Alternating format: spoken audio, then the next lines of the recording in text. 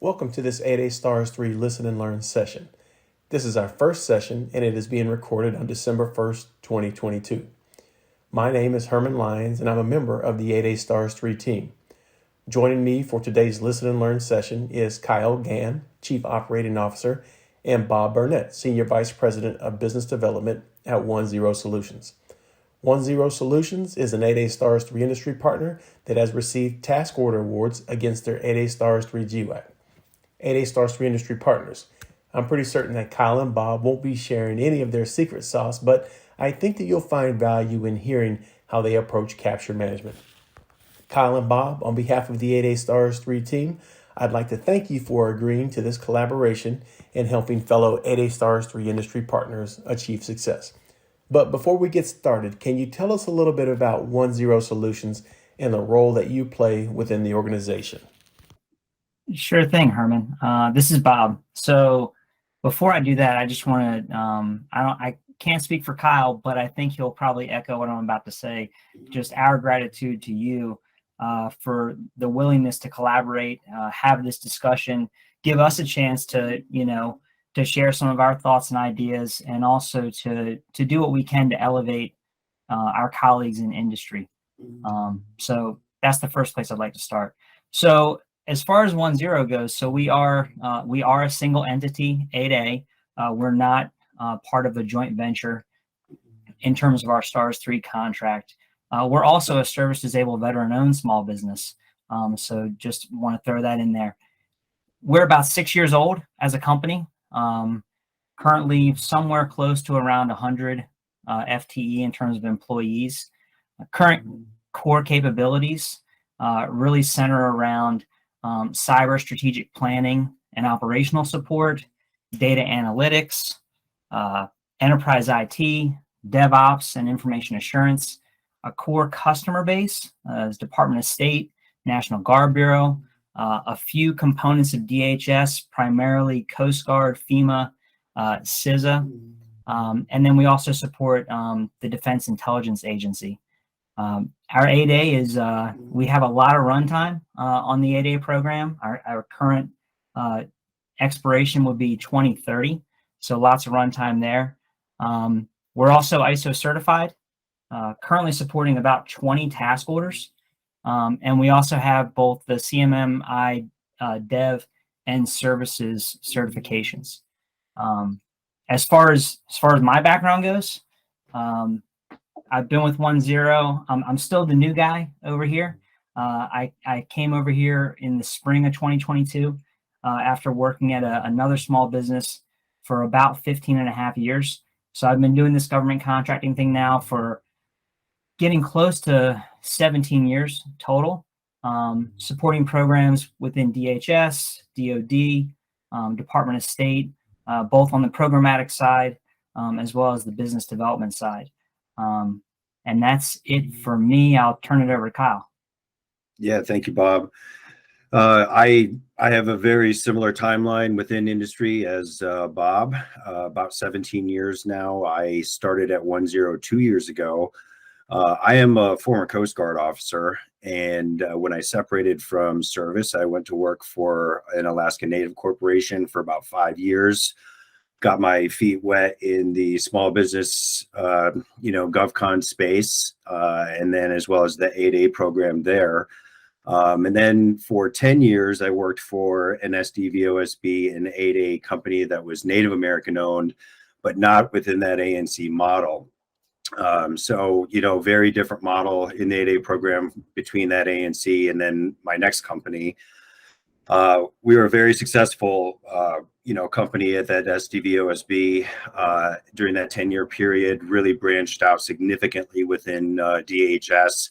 And that's really where I rose from, being a program manager all the way up to deputy chief operating officer. And then, during my last couple of years there, I met Al Sowers, our CEO, and, really saw him laying the proper foundations for a successful 8A company. And, it was an easy decision for me to move over, 2 years ago. Excellent. Well, thanks, guys. We could go many different ways with this conversation based on the experience that you both have and we may just do that, right? But what I'd like to do is just start by keeping it simple and asking, is there a single most, or what is the single most important thing that you did to win your first 8A Stars 3 task order? Well, so Herman, for us, I'm happy to say the first task order that we were awarded was actually a sole source with a current customer within Department of State. So, you know, I don't want to say it was easy, but when, you know, we maintain really strong communication, Kyle and his group on the operations side of our business, constantly in communication with our customers, we pretty much get have great insight into the problems they're facing down. And when we saw the opportunity for a requirement with that existing customer, it was a natural path to share with them that we were a prime on Stars 3. There was a way that they could readily conduct that sole source to us. And I would just say that, you know, not just for that specific requirement and that specific initial award, but in general, you know, collaboration and communication with your customer is the most paramount thing in that situation.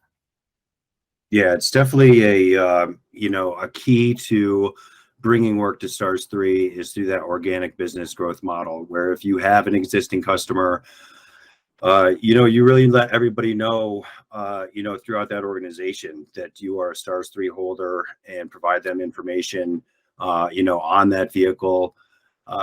You have to bank on the personal relationships that you have within any organization, to really get in front of the right people or the right program managers or the cores, or even the contract shops to really make them aware of the vehicle and how it's used. I can tell you that, in the short time that we've been on the vehicle, we've had so many companies that reach out to us after an RFP has already been released, sometimes a week before the proposal is due. And they explain that they want to help us pursue it on their behalf, or they know the capability is inside and out and want to team with us for it.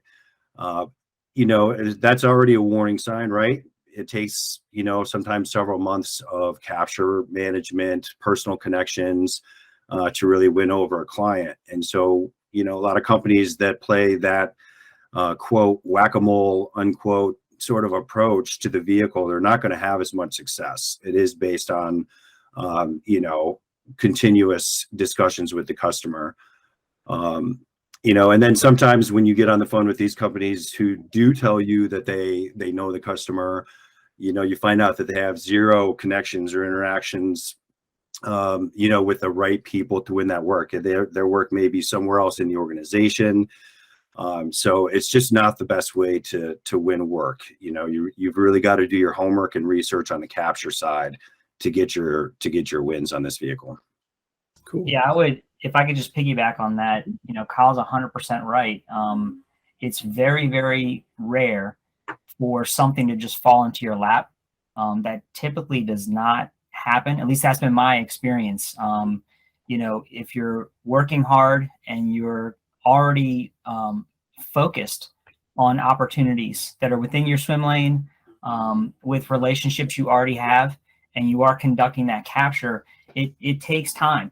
And exposing your customer to the Stars 3 vehicle and your capabilities, whether or not that results in a sole source or puts you in a position to be competitive on a bid, either way, you're winning in that front. So, yeah, totally agree with Kyle. Capture is key. And I would say that even though our first award was a sole source, there was capture involved in creating that situation and laying the foundation to make that happen. Thanks. That's really, really good. A couple of things that I wrote down that terms you guys used was, organic business growth model, right? And leveraging existing relationships, start close to home, work with those people that you already know, that know you, and let them know all the great things about this contract vehicle. Bob, one of the things that you mentioned is that it's highly unlikely that opportunities are just going to fall into your lap right now. And I think this kind of leads into our second question in terms of actual strategy. So I think everybody listening probably knows that the 8A Stars 3 solicitation, we didn't at GSA, we didn't require a marketing action plan like the predecessor 8A Stars 2 did. But it sounds to me, and if you could just verify, did you guys still put a marketing plan or a strategy together around this vehicle? And if yes, if you might tell us why you did it. Does it keep you on track? Does it keep you focused? Does it get everyone going in a common direction? What are your thoughts on that? Yeah, so the answer is absolutely we did. And the to expand on that, it's everything that you just said, Herman. It does keep us on track. It does get everyone rowing in the same direction in this OneZero boat that we're in. But the other thing about the marketing plan is it becomes very easy to create a science fair project and a marketing plan that is overly expansive and isn't actually going to meet the needs of a small disadvantaged business.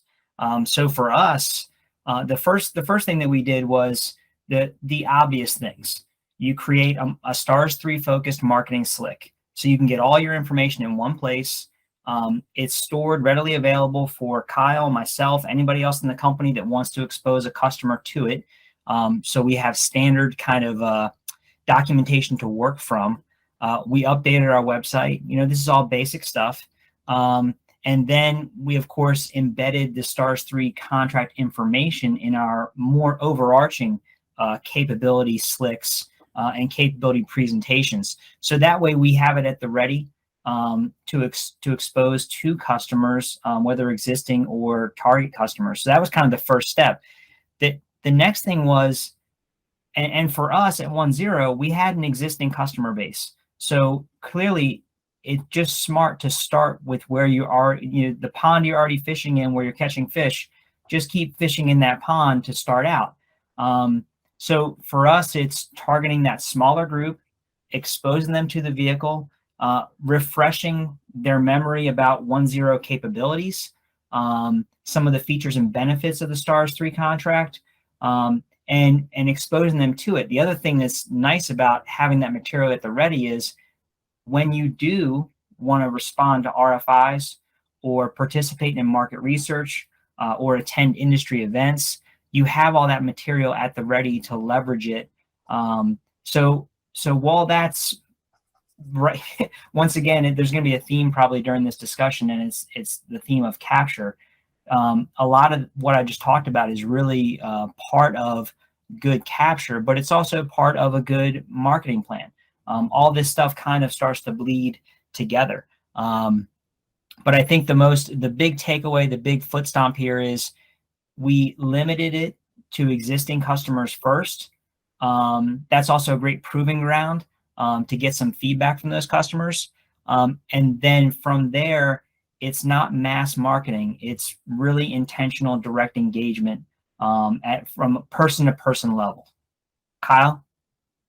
Yeah, and I'll talk a little bit more about the marketing slick that we have, right? Because it is super important. You know, the last thing you want to do is send a link to the GSA website to a potential customer and put it in their hands and just say, hit this link and that'll give you all the information you need. And yes, the ordering guide is there and posted, but by creating that marketing slick ourselves, it's just 2 pages. It doesn't have to be complex. It's got the obvious stuff on there, like, contract number, points of contact, things like that. But, really, you want to create something that's sort of a one-stop shop for the customer to look at, whether it's a core, a program manager, or a KO or KS. Sorry, I'm using DoD terms, contract specialists or contracting officers, right? So you give a chronological order for how the process is supposed to play out for them to actually put work on the vehicle. You provide them a short list of benefits, right? So we're SDV, OSB, and 8A. So a customer can claim 2 different small business credits with just 1 award, right? You call out that there's a reduced decision cycle.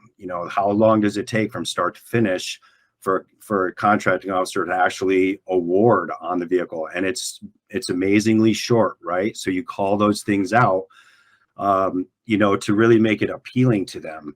And then you give a little bit of background and perhaps like a success story or 2 that you've had with the vehicle. Whether it is that shortened time frame, somebody got a contract awarded in 48 or 72 hours, or you were able to come to the rescue for a customer that had an emerging need, and they needed quick vehicle because they just got money at the end of the fiscal year, and they need to get that spent. So by putting all this information in their hands and not making them go out and search for it, that's a big deal. Mm-hmm. Yeah, I like what you guys say, and what I'm taking from this is that you guys, you start where you are, right? Your existing customer base, but you keep it simple and you keep it consistent and offer a one-stop shop so that everybody on your team knows what our message is about 8A Stars 3 and the most important messages that we want to convey. And more importantly, we make it easier for our customers to come to this one-stop shop and see everything that OneZero has to offer and everything that OneZero has to offer as it relates to their 8A Stars 3 GWAC. So awesome. I really, really appreciate that. Now, so everybody listening knows that you guys have a strategy in place, and I'm happy to hear that. But tell me this, how many federal agencies do you guys market to? And Bob, earlier you were talking about state, guard bureaus, DHS, and some in defense intelligence area, but do you guys try to spread yourselves far and wide to 17 different federal agencies, or you guys keep it really simple and say, hey, we want to hone in on these 3, 5, maybe 6 different agencies? So for us, Herman, I would say that myself in business development, I'm keeping my eye on about 10 specific customers, but we're really regularly, actively working with about 5. And that's just, once again, as a small disadvantaged business, we have to be pragmatic in terms of our bandwidth, in terms of the resources we have available to us, and not just on the business development side. Although I'm a BD guy now, I used to be an operations guy, and I have great respect and situational awareness regarding the bandwidth of the folks in operations. If you want to provide good quality services, you cannot be getting pulled in 25 different directions. It simply just does not work. So my opinion, and I think this is proven out, is that if the entire organization is pragmatic enough to know that you have to prioritize and you have to limit the scope of the amount of customer bases you're looking at, then it benefits everybody across the organization. The truth is, the government is a huge place. In fact, I believe I'm correct in saying it's the #1 employer in the entire United States. There's a lot of money. There's a lot of requirements. There's plenty to go around. But you can't watch everything all the time. It's easy to get distracted. So for us, we constrain it. And the way that we have kind of determined how to do that is, you first look at where do you have existing relationships, where are there natural alignment with what a customer needs and the service that OneZero offers. You find out where that sweet spot is, and then you enter into that market. The other thing that I think is critical, especially for those of us in the 8A program, the 8A program is designed so that when your 8A expires, you don't fall off a cliff. You're supposed to be using this time to cultivate the capability and capacity so you can have long-term success. So one of the things that we think about at OneZero is it's not just what's good for today, it's what's good for the long term. Are there customers where you'll have long-term success and viability even as you graduate out of the 8A program? So we kind of put all that into the blender, mix it up, and that's where we spend our time. Yeah, I think OneZero is a little bit unique in the respect that when I came over, the CEO had been able to bring in 6 different subcontracts across 6 different customer bases, and they were all pretty spread out. And that's relatively unusual. A small business generally gets started based on the personal connections or the experience working for a single agency over a period of years. They leave government service, they want to start a company, or something along those lines, and they start small. But when I first came over, we were spread out pretty thin. Most small businesses do not have a lot of overhead to do a lot of capture and business development.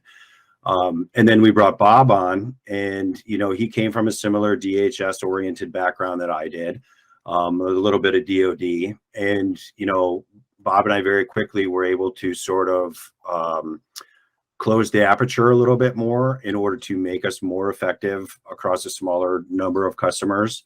We still have that access to those other customers and that past performance to call on, and we're still looking at opportunities there. But yet you can only, spread your talent around so many different areas effectively. The other thing I wanted to bring up was that joint venture, model that's so popular right now. A lot of 8A companies get those big eyes when they have a larger business, come to them and want to create a joint venture. It can be a difficult situation.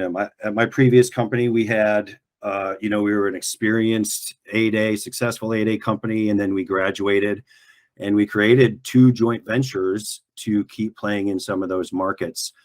And really what that did to us, though, the unintended consequence was that we went from having 1 business development pipeline to having 3. And because those 8A partners were still young in their own life cycles, guess who was doing the business development and the capture and all of the heavy lift that goes on to actually win work for those joint ventures? It was right back in our laps. So you got to be really careful about spreading yourself too thin, creating multiple BD pipelines, because that can really, set you back in your ability, because you can't do any one thing well because you are so spread out.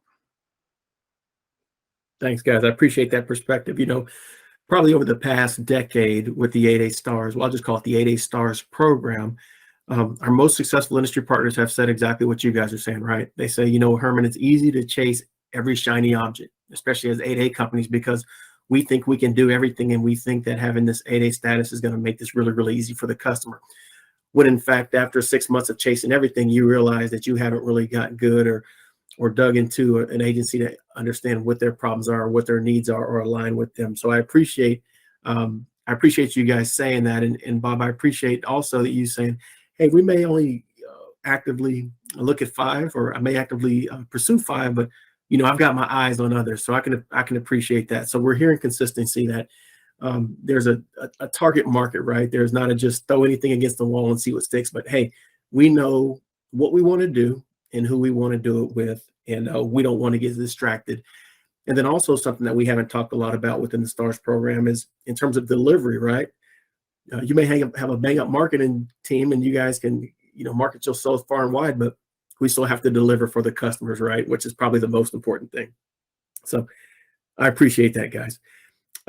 A question that I'm commonly asked is, how do you find and communicate with the right person inside of an agency, right? I've done my work. I think we want to align here, but they've got 3,000 people working in this agency. What do I do? Any tips for those folks, guys?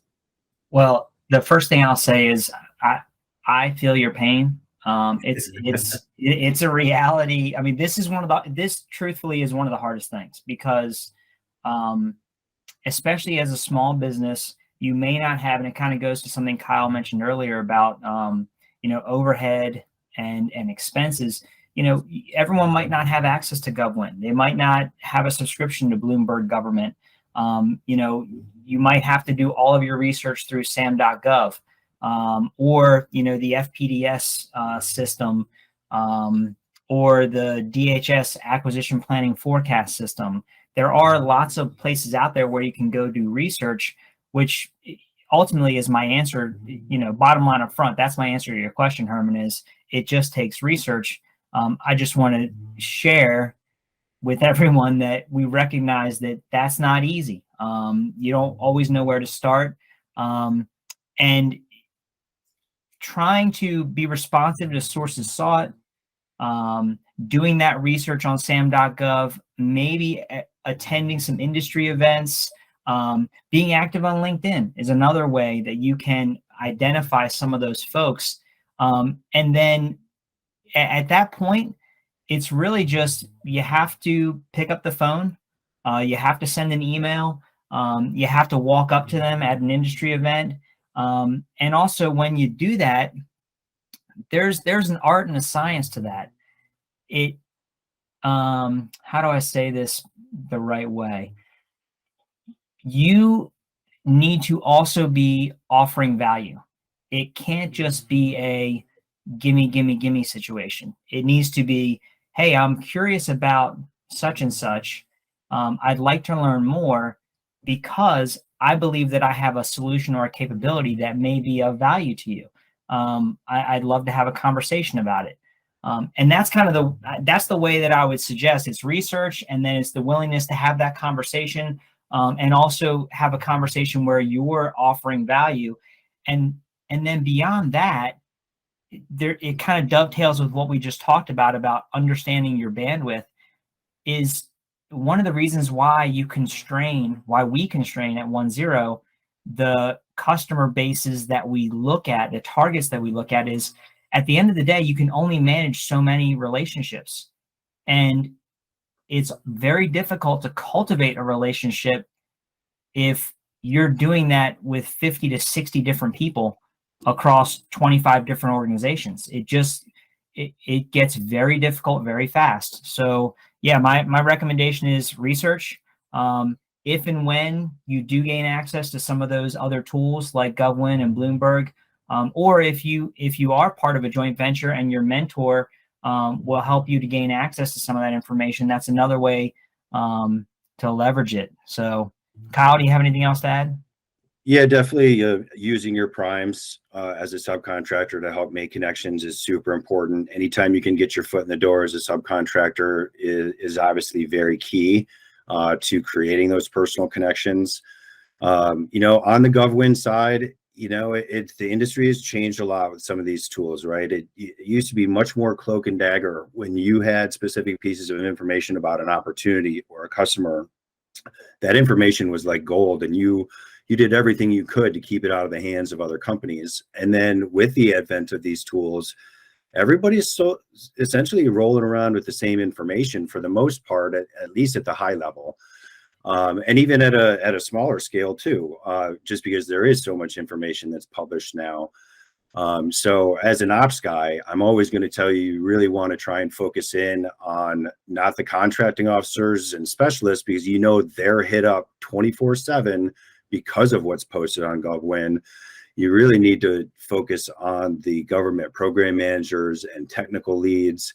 And sometimes it's meeting a neighbor who mentions they work at FEMA, and, oh, really? What division within FEMA?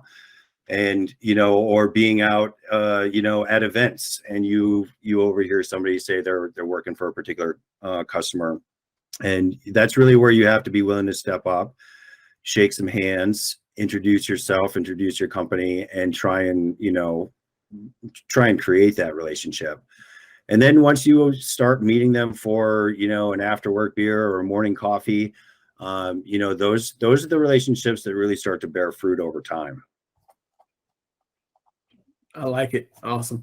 I wrote something down, Kyle, as you were speaking, and it was, be willing to step up. And I know that both of you guys are willing to step up because, Bob, I think that you said it was in April when you got started, right? I remember getting a phone call from you or an email from you in April saying, hey, Herman, I'm the new guy over here at OneZero. I just want to talk to you, right? And you and I, we've had all three of us have had a good relationship since, right? But it was the ability to pick up the phone and say, hey, let me get in touch with the 8A Stars 3 team, because I know I may need to lean on those folks down the road to help my customer understand the features and benefits. So be willing to step up, like Kyle said. I appreciate that.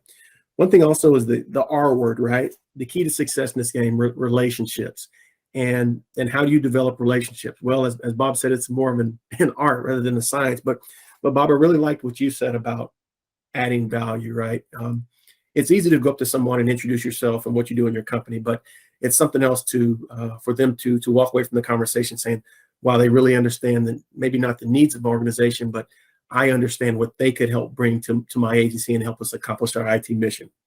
So I really appreciate those points that you guys have there.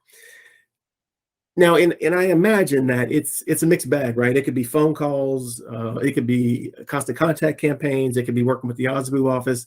Again, it's more an art rather than a science, guys. Am I getting that right? That there's not one approach that works for every customer to build a relationship, but just whatever feels right and whatever's working. Would that be fair to say? That's 100% true. Yeah. Okay, perfect. Thanks for that. Now let's transition to sole source or competitive task order awards. And I know that I have an opinion, right? But I'm not going to give my opinion. But I just wanted to hear how you guys view those sole source versus competitive awards. Do you guys spend much time in eBay, waiting for opportunities to come down the pike? Or are you guys saying, hey, we're going to look at these opportunities that we know we can win without competing? Yeah, I'll take this one first, Bob. I think the goal is always going to be sole source first, right? It's if you can convince the customer to go sole source, there's no reason to compete it, and that makes the process much quicker and easier for everybody involved, and especially the contracting officer. But we're, obviously in today's world, we've gotten away a lot from that sole source angle due to the best in class vehicles and, mandatory use vehicles. And so that's made it much more difficult to convince a contracting officer to go sole source because they're sort of directed from above that they need to use these vehicles and compete the work so that the government is getting the work done for the best value for them. I think with the contracting officers, it's important to put them at ease about the 8A program, specifically the sole sourcing. The other thing is too, for STARS 3 specifically, there's a huge number of awardees, right? And a lot of contracting officers will be hesitant to put something out in a competitive fashion because they think they're going to get 800 plus responses to their RFP, and that's simply not the case, right? So one thing I learned on STARS 2 was that you've got a lot of companies that only focus on agriculture or interior or National Guard Bureau. They're not looking outside some of those agencies because they're small businesses. They're trying to do what we talked about earlier, keep a narrower aperture. Obviously explaining to them that they're not going to get 800 proposals and that, the actual competitive pool for what they put out is going to be much smaller than what they probably think it's going to be. And I'm always up for a good sole source, especially in a situation where it allows us to assist a client in meeting an urgent mission need or something that's time sensitive.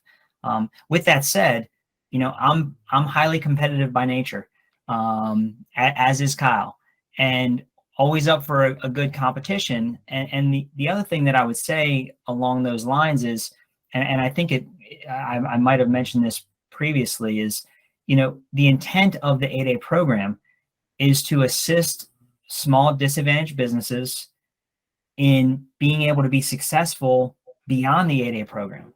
So you might as well earn your lumps now, figure out how to write a good technical approach, figure out how to do your pricing, figure out what a good management approach looks like, deliver that in a competitive way, see how you do. Always ask for a debrief so that you can continue to learn and sharpen the saw and get better and better. So for me, this might be blasphemy, but I actually prefer the competitive side of things.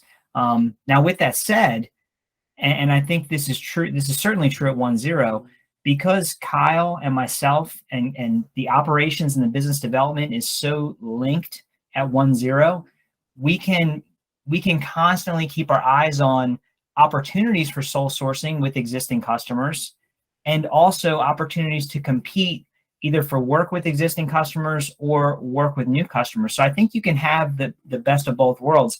I would not encourage anybody to only focus on one thing or the other. If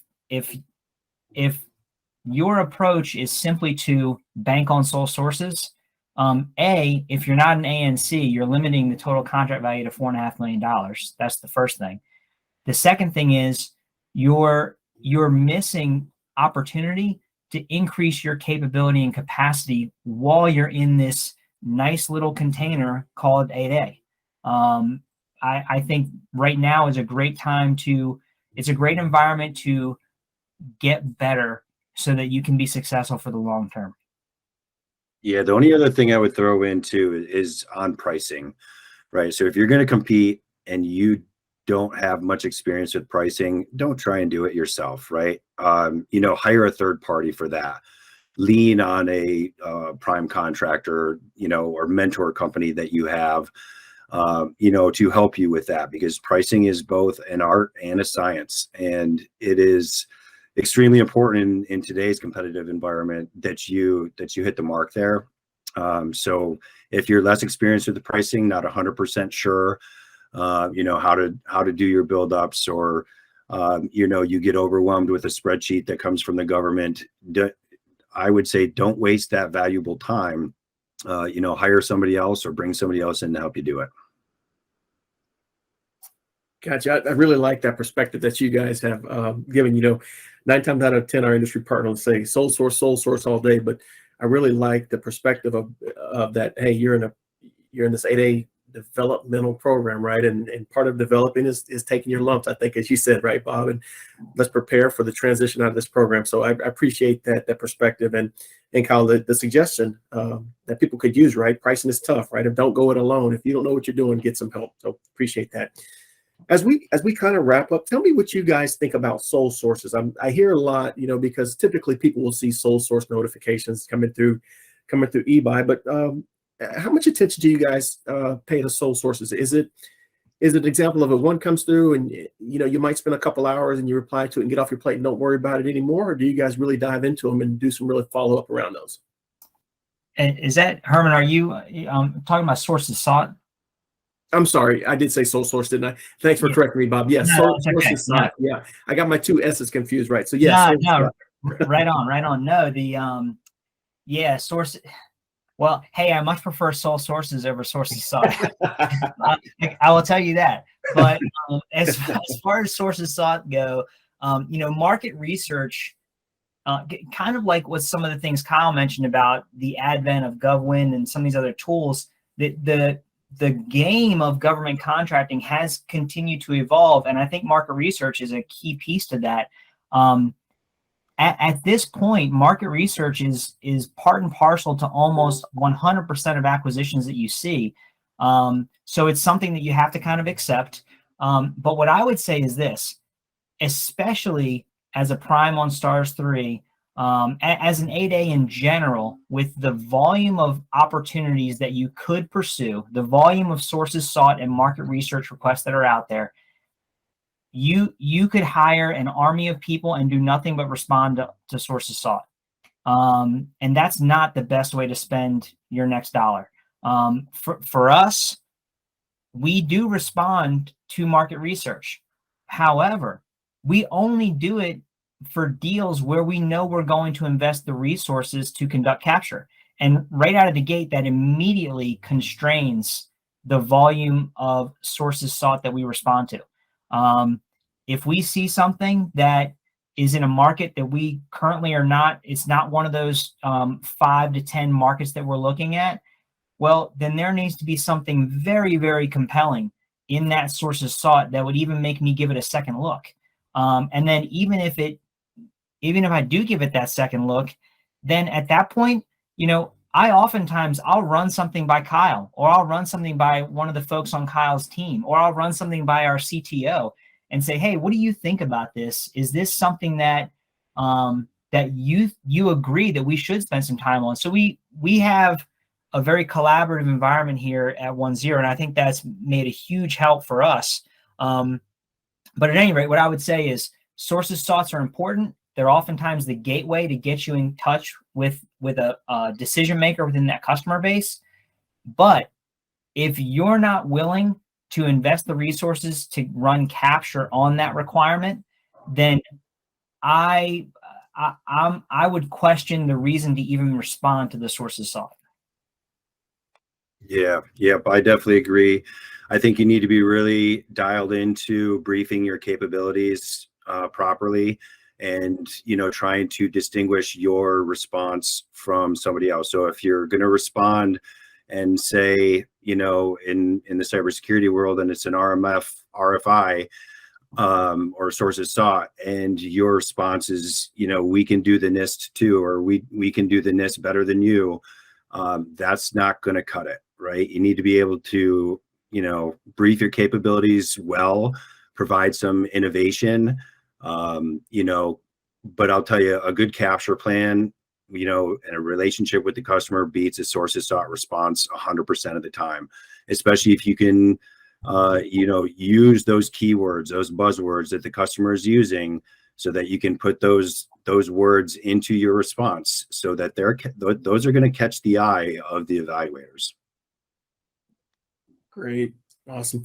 Well, guys, I have one last question for you guys. When we started asking questions, I asked you guys what was the single most important thing that you guys did to win your first task order, right? Now I'm going to close it out with, so we have many industry partners who are listening to this recording, and I just want to know what advice would you give to other industry partners who are interested in achieving success on 8A Stars 3? And I know we could spend probably 8 hours talking about this, right? But if there's something that comes to you, what advice would you give someone you're sitting across from and they're just really, really struggling and they just need some inspiration from you? What would you guys say? I would say, well, based on the way what you just added to that question, I would say take a deep breath, relax. None of it's the end of the world. But I would go back to some of the things that we've talked about already in this discussion, and really that's prioritize your effort and be realistic with respect to your bandwidth. Know what you can do and what you can't do, and what you want to do and what you don't want to do, and only spend the time on the things that you can do and that you want to do. Right? I mean, you could take out a piece of paper and a pen and think about the handful of target markets that are of interest to you, then go identify the decision makers in those markets and decision makers with which you can actually engage with. Doesn't matter if you have a long list of emails if no one's responding, or if you're not reaching out to them on a regular basis. That the flip side of all of that is, do not respond to things willy-nilly. I think Kyle said it earlier, the whack-a-mole approach is not a sustainable approach. You might get something, but you're not going to consistently get something. So I would say be intentional, and respect the limitations of your bandwidth. Yeah, I'll take that in this question in a different approach and talk about partnership, right? There's a lot of companies out there that only want to do prime work and pursue prime work. They do not want to sub. And sometimes there's a strategic reason for that, but for the most part, partnership can sometimes be a lot better and secure some revenue, because some revenue is better than no revenue. And you have to be open-minded enough to partner with other companies. There's companies that say, well, we're a Stars 3 Prime and they're a Stars 3 Prime. Why the heck would we sub to them? Well, because if you're going to take somebody off the street and, reduce the competitive pool, if there's 2 or 3 other companies out there that have a solid shot at the work, why not grab one of those? Why not grab both and then secure the win? And, so partnership and being willing to work together with other companies, even when you both have a chance at prime, I think is important, because the bottom line is there is more than enough money going around, right? There's more than enough revenue to share, rather than sitting out in the cold. So that's where I'd go with that one. Appreciate it. Well, Bob and Kyle, we always seem to have good conversations, right? And really, thanks for the insight and helping us understand how your team approaches capture management. There's nothing like learning from someone who has done what everyone else is trying to do. So we appreciate that.